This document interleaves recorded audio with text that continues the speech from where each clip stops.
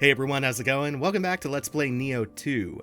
Today we're going to be starting the Viper's Sanctum and probably getting right up to the boss. And we have some other fun plans. Upon handing over leadership of his family, Saito Dosen relocated to another castle in a remote location deep in the mountains of Mino Province. A craggy slope towered behind the castle, one which no one had ever ventured up.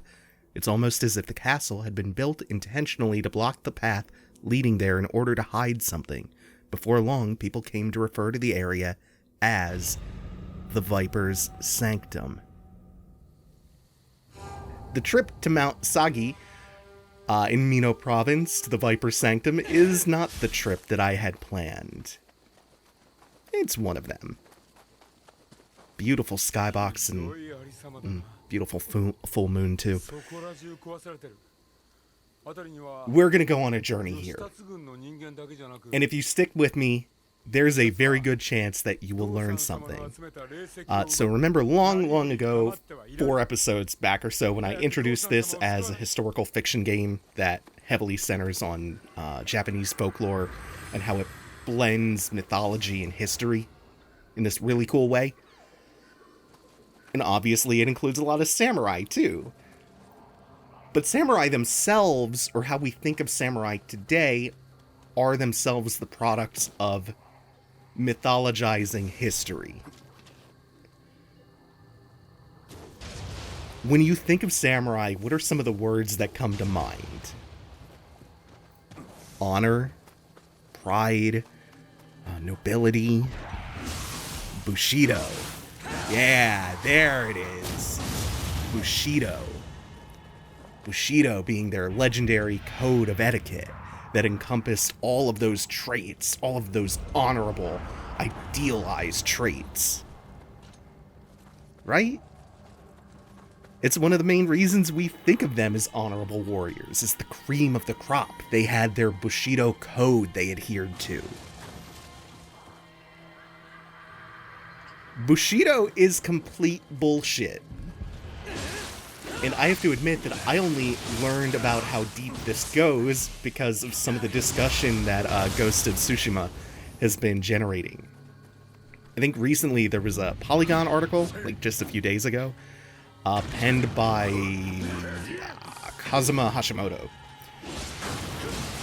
And that one is more specifically focused on Ghost of Tsushima and filmmaker Akira Kurosawa, who, remember, is also tied to Nioh in a way, since the original idea for Nioh was based on an unfinished Kurosawa script.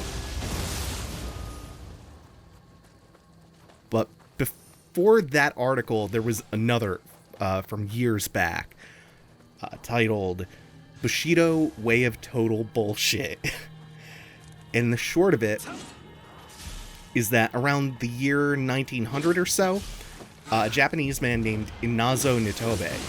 Oh, hey, I forgot about the kappa here. That springs out of that well. It's not even the button I meant. But we'll get him eventually. There we go.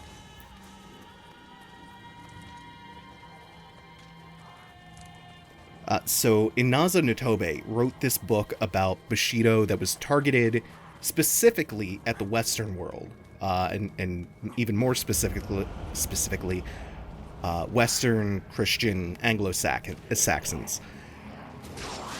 It combined a really charitable portrayal of the samurai class with Christian values that he thought Westerners would find appealing. And they did. He even tied it into, like, the code of chivalry in European knights.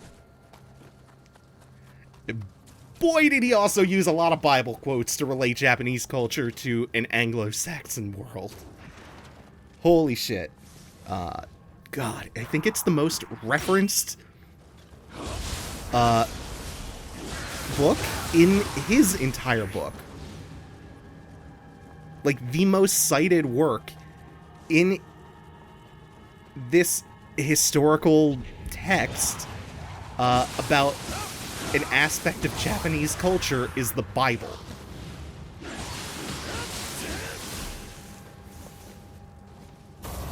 Oh good, that guy didn't aggro. Oh, I forgot I have to hold that down. I always do that the first time I use it, Nenra's ability. So he wrote all of this as the Meiji era was ending, along with the feudal daimyos and Japan's long-standing policy of isolationism.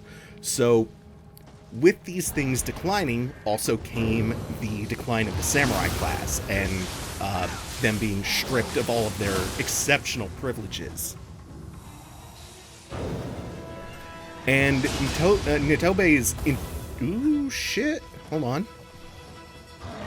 Let's make sure that this goes smoothly before I finish that thought. Dude had me a little under pressure for a second. Okay, we're good. Yeah. So... His entire goal was to present a very particular image of Japan's history and culture to a world that was watching Japan open up and expand, politically, economically, and militarily. And because Japan spent so much time... Oh, the Mujina! I forgot that he was here too. I'm forgetting a lot of details about this level. The Mujina are like mimics who you don't necessarily have to fight. They will do a gesture at you, and you have to figure out which one it is and match that. And if you do it right, they cheer you on, and they're really happy and give you all of their item drops without you having to fight them. And then if you get the gesture wrong, they try to fuck you up.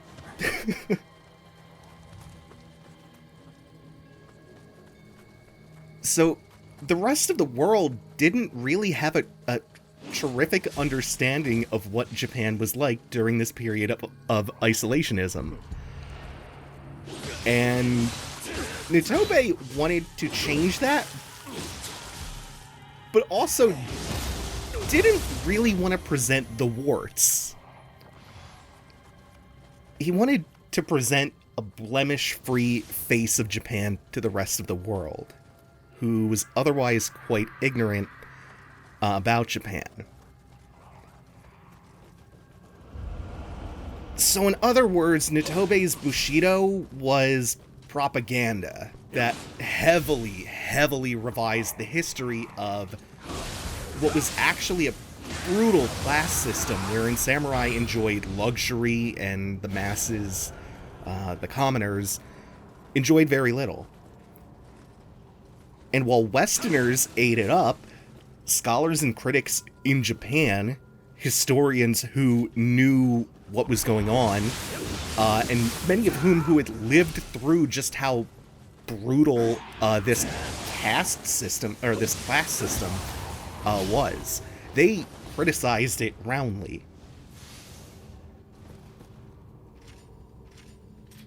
It was called out for being a book of half-truths and things that were kind of just made up to make the samurai look more like these elite, honorable warriors embodying all of these positive ideals and values of the culture, and less like what they were, which was privileged assholes who would routinely abuse their authority. And they didn't have a unifying honor code like Bushido implies. It wasn't really a thing. There was no universal concept of it, that's for sure.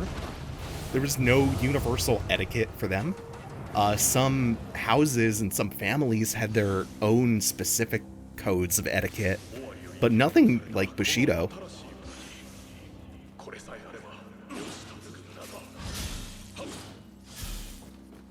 Now, remember how I mentioned that this was around the time that Japan was expanding militarily? Well, during this period, Japan grew increasingly nationalistic and imperialistic, and despite the internal criticism within the country that his book got, others saw it as a useful tool. They saw it as a way of presenting a hyper-idealized symbol of Japanese strength to the world, and also this nationalist ideal for the country to look up to, despite, by this point, by the time this became an idea to use this in this way, we're talking about a time where they were only a few generations, 1 or 2 removed from the reality of samurai, who again often abused the commoners from their positions of high status. I'm gonna stop for just a second, because we are coming up to something that was always destined to break my flow of thought, which is how goddamn pretty this level is. And one of the first times playing through that I really noticed just what a step up in environmental design Nioh 2 represents. Holy hell, it's gorgeous. When you get here, it already looks framed so as to be picturesque. It's so pretty. And I don't think this was here at launch, which was a shame. But it's here now. This is a really extensive photo mode, and it is built for scenes like this. And it is not a rinky-dink little photo mode either. They pulled out all the stops for this. There is so much that you can adjust in this. Oh. I have to spend a lot of time with Nioh 2 in this photo mode because, shit, man. This game is gorgeous, and it only gets more pretty from here. The scenery's terrific. Back to what I was saying. Let's get out of photo mode. God, I just love the colors here in this slightly disheveled-looking gigantic torii gate. Situated in this cavern. Right. Get back on topic. Oh, especially considering how dire this topic is and the turn we're about to take. So, the right-wing government of Japan at the time eventually shifted towards full-blown fascism. And they... Jesus, that whiff. They needed a symbol of national pride and strength to stir people into emulating these heroic warriors by joining the army and spreading the exceptionalism of Japan far and wide. Japan was strong long ago. These heroic warriors made it so. And it can be strong again, but you are needed for that. You need to serve your country to make it strong. We need to spread our ideals to the rest of the world. And we have the strength to do so long as you emulate the samurai and their code. Their code that made them these ideal elites. There's this Italian author named Umberto Eco, who wrote what is probably the most widely cited book about fascism called Fascism, or Eternal Fascism. God, that's a chilling name. And what you have to remember is that fascism is a form of ultra-nationalism. Its expression is very culturally dependent, so it doesn't always look like Nazism, specifically, but all Nazis are fascists. It's just that all fascists are not Nazis. That was the ideology of the Nazis, though. The term was coined to describe Mussolini's political ideology, actually, which was still fascism, even though it wasn't exactly the same as Germany under Hitler. And so even though the term wasn't a codified thing at the time, there are a lot of conservative, totalitarian regimes that you could, in retrospect, still call fascist. This era of Japan was one of them.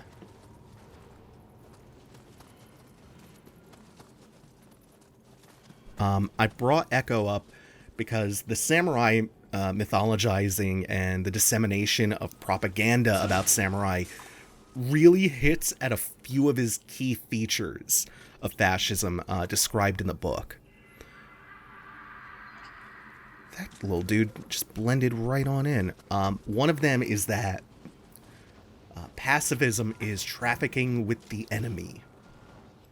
A fascist state does not tolerate pacifists, and it extols the virtues of warriors. More on that in a moment. This is a good time to get this guy. The weak are looked upon with disdain because they sully the image of national pride. Disabled people, especially, are despised under fascist regimes.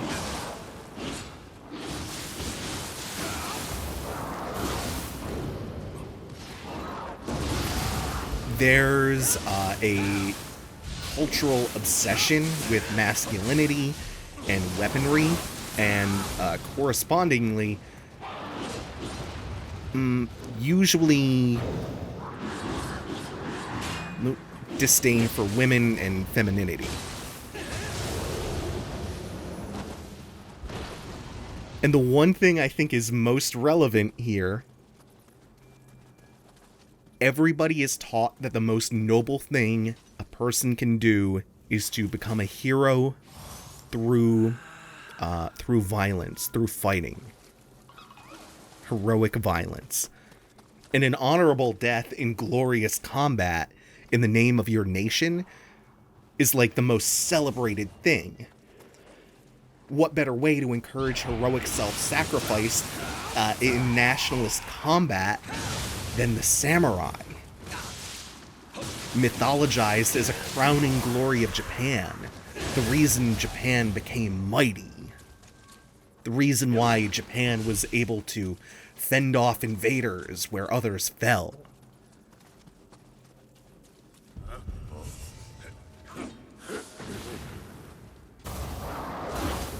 Clip the roof. This is gonna be a tight spot to fight in. I think that benefits me, though. The one thing that I think you should take away from this is that if you heard some of the features of fascism that I was describing,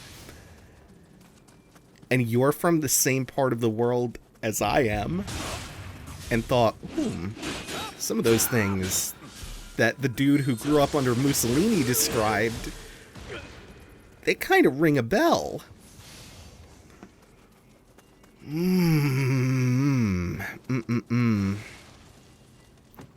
Read Fascism by Umberto Eco, and read some articles that elaborate on his 14 common features of fascism.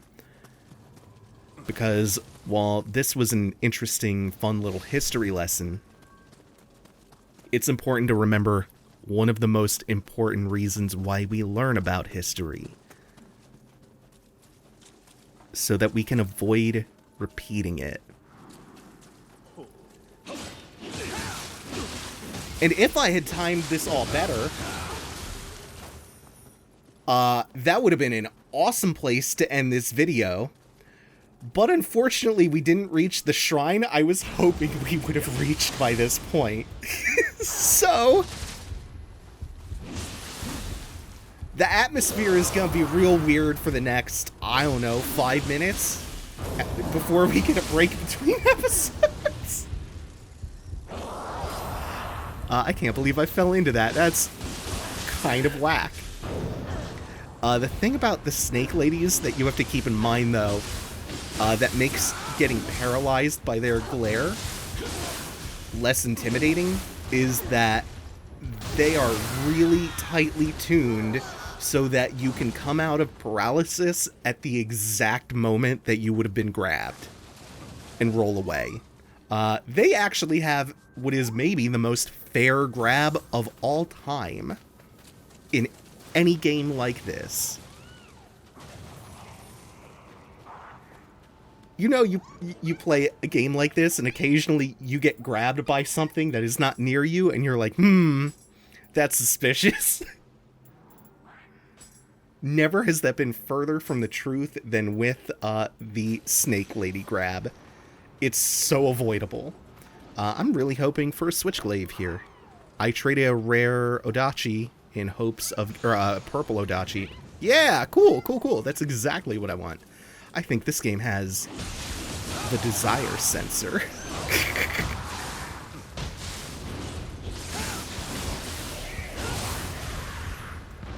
Subject of popular conspiracy theorist, my best friend Arthur. Except this game's desire sensor works in reverse and gives me what I need. It sees that I was wearing a switchglaive and that I almost exclusively use a switchglaive. So it done gave me a switchglaive. Praised be the desire sensor, hallowed be thy name. Thy kingdom come, thy will be done. In Nioh 2, as it is in Monster Hunter. And forgive us. How do you continue that? I hate how much of that I just know. Given that I never use it.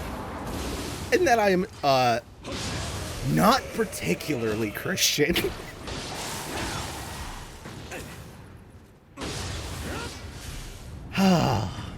We have fun here.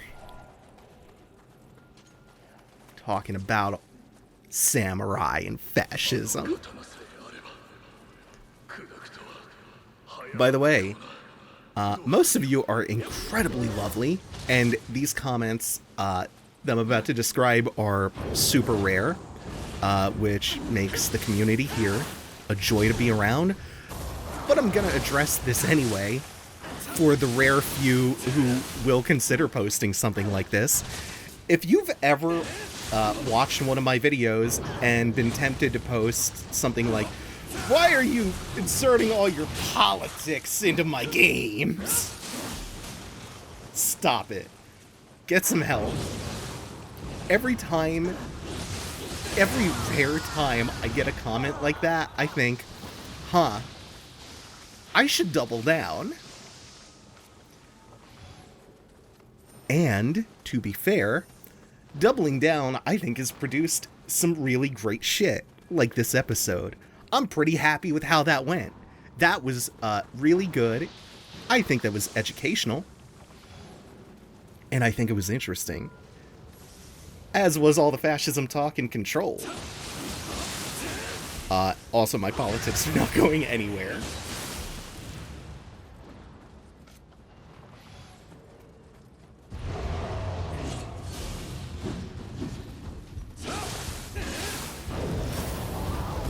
Aw, that's a shame. That would have been much better as a burst counter. And then a follow-up with the Anki Javelin. It's fine. We are going to break him right the hell down.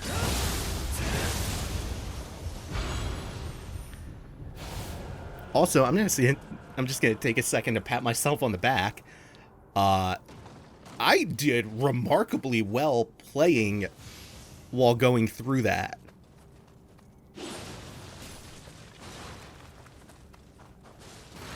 I will say that it was one of the... Oh, I forgot there's a Narakabe here. So let's get our little hint from the Bloody Grave. Killed for neutral behavior.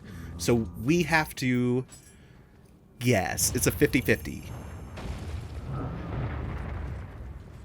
And we guessed right. It was positive behavior. That lets us get a back door into this Dark Realm area.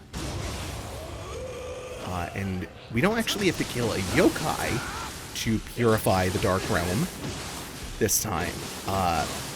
It's a snake shrine.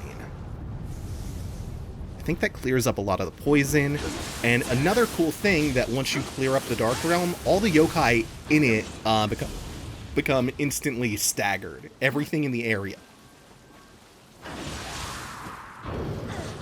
I was patting myself on the back because I played pretty well, given like how in-depth that commentary was. That is not easy to do, so I'm pretty proud of myself.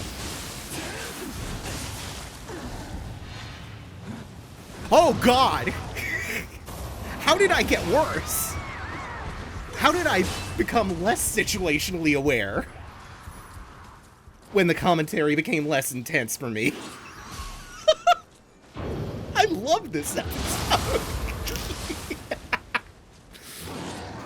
Oh, I'm glad I didn't rehearse this in such a way that I actually got to finish at the cool moment at the end of that when I made my actual point.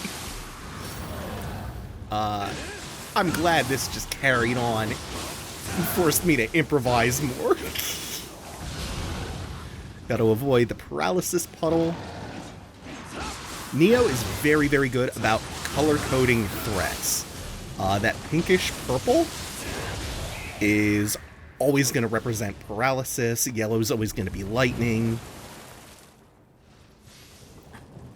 Anything that's going to inflict poison on you, this is kind of your first Blight Town-ish, Valley of Defilement-ish swamp.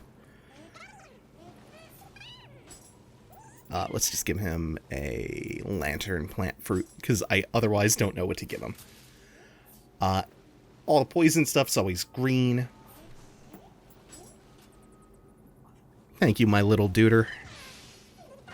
We got the lantern plant fruit back, and a quality leather cord, which is just a crafting material. Now that this is all cleared out, and we have unlocked this final shrine,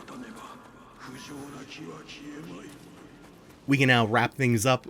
You saw us traipse past the boss room before, so it's right next to us. Just have to wade through a small swamp, and we'll have a cool fight that leads to one of the best yokai abilities in the game next time. Thank you all for watching. Take it easy. Have a good one.